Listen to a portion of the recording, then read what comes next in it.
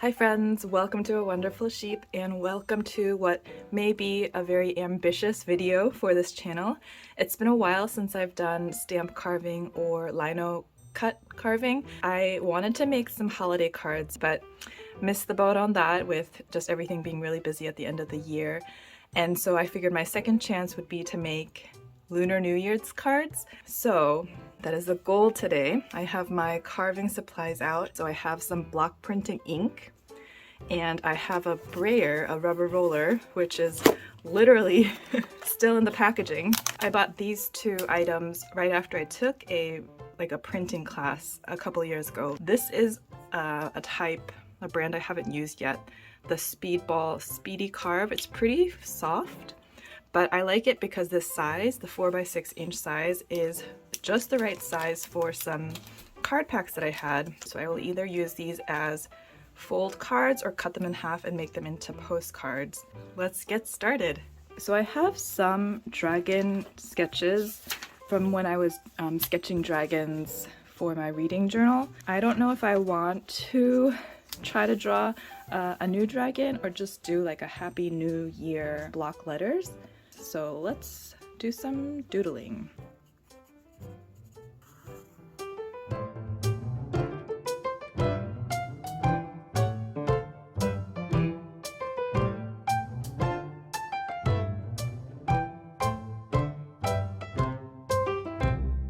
I think I want a combination of a cute little dragon done in my wonky, looks more like a worm style, with some writing like health and happiness in 2024. The thing is with stamp carving is I have to think about whether I want to carve away all the space around the letters so it looks like it does now, or if I'm gonna make a design where I'm gonna carve out the outlines and so everything else will be black. But I'm gonna try drawing like a sketch of this to see what it'd look like with a black background.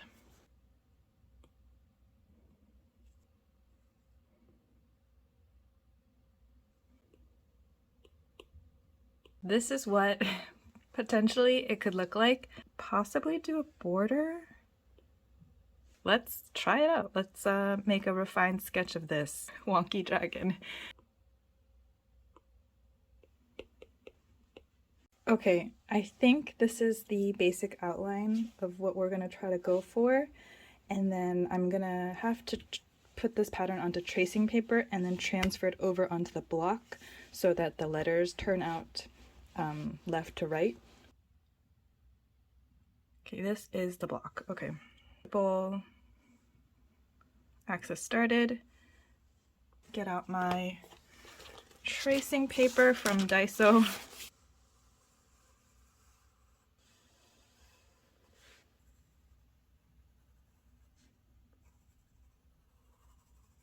Okay, I think we're ready to transfer.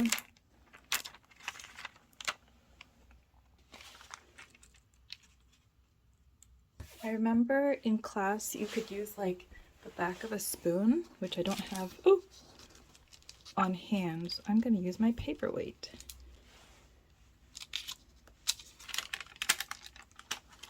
Just gonna go over some of the fainter parts.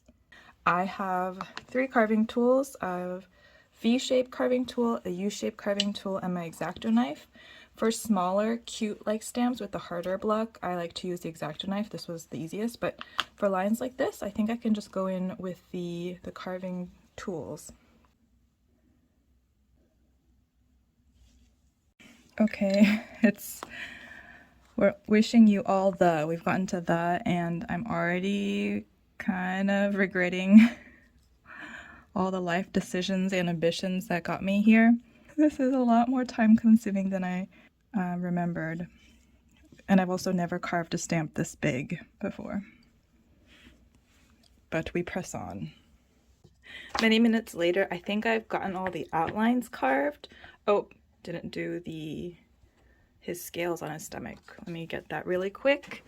I found myself getting more and more impatient and sloppy, so I think it's good if you're gonna do stamp carving for the first time to take breaks, don't push through. Before we break out the ink and everything, I kind of just want to see what it looks like so far. So I've got just a stamp, an ink pad. I'm going to ink everything and see what we've got so far. Ooh! Already you can see it coming together. And moment of truth. Guys, wait! No, I mean, I didn't rub enough there, but hey, I think that's kind of cute. I forgot to do the crossbar on the H, but I'm actually quite pleased. I will thicken the 2024. But guys, wait, that's actually kind of cute.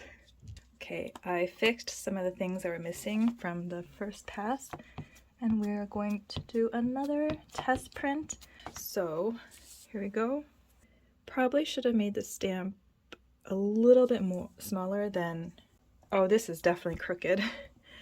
Definitely should have made the stamp a little smaller than this paper because there's very little room for error.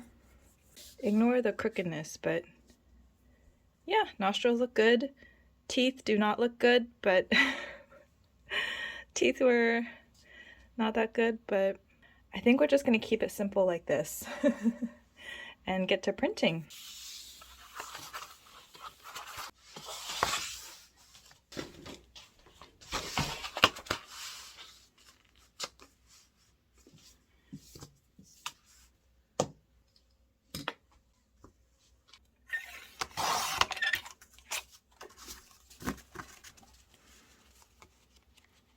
So I remember from the printing class that there is like a contraption. You can make like a sort of like an angle shaped frame thing so that every time you place your paper it would line up exactly. I didn't have the patience to like try to make a proper one, so I taped some cardboard together and I put this little bumper on it. So theoretically, if I line the stamp up to this line and then I line up the paper to the top of the bigger cardboard and this second line, it should line up. Hi friends, Editing Sheep here. Just jumping in real quick to point out that the template thing that I'm talking about, it's called Registration Guide, and there's a much easier way to make one. You can just, as long as your print is smaller than a piece of A4, you can draw out the shape of your printing block and then draw out the shape of your printing paper. Place your block here, like so. Imagine this was the right size. And then when you're printing, just line up your paper to the print size lines, and it'll be pretty easy. So yeah, for block printing, use a registration guide. It doesn't have to be the L-shaped guide. You can just use a piece of paper like this. All right, back to the video. Okay, my stamp is inked. Line it up to the first line, and then I have a fresh piece of paper, and this lines up here. Hands are shaky. Paperweight. Oh no, it seems to, what's the problem here? I think it shifted. Yeah, I think it I did feel it shift a little bit. Okay, we've done 10 postcards. From left to right is the order I printed them in. Now I'm really going to try to use the ink. Just do a little bit.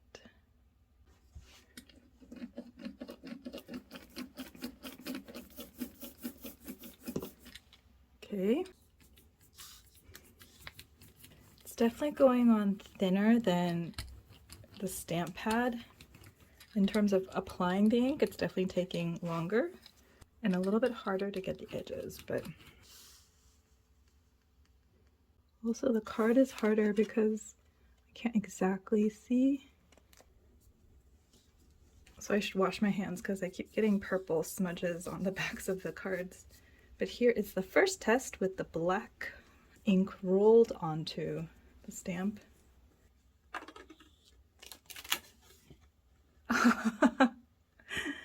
Yeah, need more ink. I do feel like in the printing class there was some sort of medium you could use to make the ink like either thinner or like more watery or something. But, okay, second roll, a lot more ink. Moment of truth.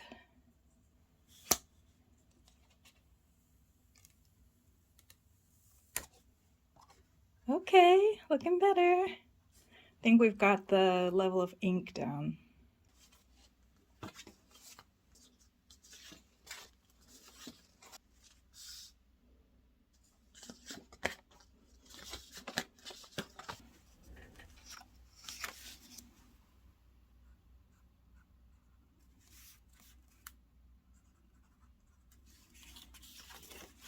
So I am marking these in whatever margin I can find because I forgot that you're supposed to leave a margin for prints.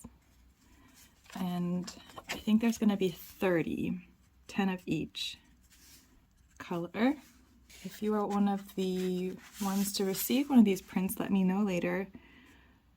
Most of the people I know in real life don't watch my videos, so they probably won't even know to look for these tiny marks, these signatures, but you guys will know that these are limited edition Linocut prints.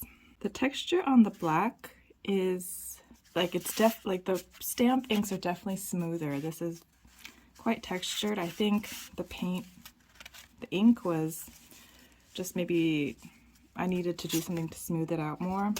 And some of them are still kind of splotchy, but that also adds character, I think.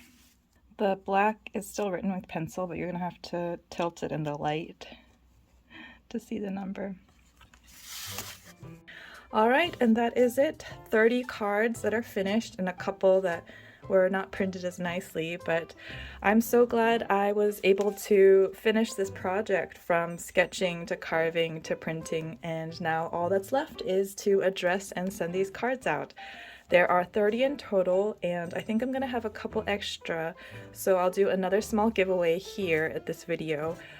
To enter the giveaway to receive one of these cards with a couple probably stationery goodies in a happy mail from me, leave a comment down below with a dragon emoji and let me know something you're excited about in 2024. It could be a goal, a resolution, something that's fun that's happening. Tell me something good that you're looking forward to in the new year. That's it. Thanks so much for watching, guys. I will see you in the next video. Bye.